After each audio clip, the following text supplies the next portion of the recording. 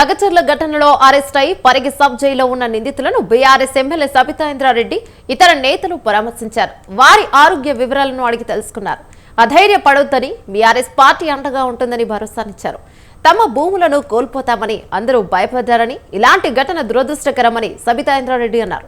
ఈ కేసులో 55 మందిని అదుపులోకి తీసుకుంటే కేవలం బీఆర్ఎస్ నేతలను మాత్రమే రిమాండ్కు పంపించారని, బీఆర్ఎస్ పార్టీని బద్నాం చేయాలనే రేవంత్ రెడ్డి ప్రభుత్వం నాటకమాడుతోందని మండిపడ్డారు.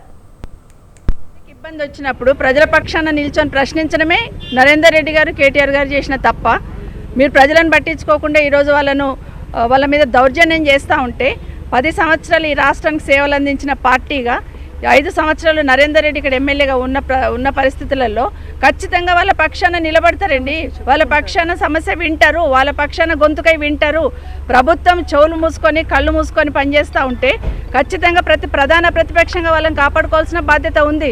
దాని గురించి ఈరోజు ప్రశ్నించిండ్రు అనే ఒకే ఒక నెపంతో ఏం తప్పు చేశారండి రైతులు? ఈరోజు మా భూమి ఇయ్యమన్నారు. మా భూమి ఇయ్యమన్నప్పుడు తీసుకొచ్చి పెట్టారు. ఒకటి అడిగారు, ఇప్పుడు అక్కడ చదువు రాకపోయినా ఒక పెద్ద ఆయన ఒక మాట అడిగాడు. ఏమడిగాడు? కలెక్టర్ గారు వస్తున్నప్పుడు, ఇంత పెద్ద ఇష్యూ జరుగుతున్నప్పుడు, 6-7 నెలల నుండి విషయం రగులుతున్నప్పుడు, మేము భూములు ఇవ్వమని స్పష్టంగా చెప్తూ ఉన్నప్పుడు మరి పోలీస్ హెల్ప్ లేకుండా ఎందుకు వచ్చారు మా ఊళ్ళకని అడుగుతున్నాడు. వాస్తవమే కదా? ఎక్కడైనా కూడా ల్యాండ్ అక్విజిషన్ అయితే పోలీస్ డిపార్ట్మెంట్ ఉండాలి. ఈరోజు పోలీస్ ఫెయిల్యూర్ని, ప్రభుత్వం వైఫల్యాన్ని కప్పిపుచ్చుకోవడానికి బీఆర్ఎస్ పార్టీ మీద నింద నెపం నెట్టేస్తున్నారు తప్పిస్తే నిజంగా అక్కడ ఉన్న ప్రజలకు మాట్లాడాలా, ప్రజల గురించి మాట్లాడాలి.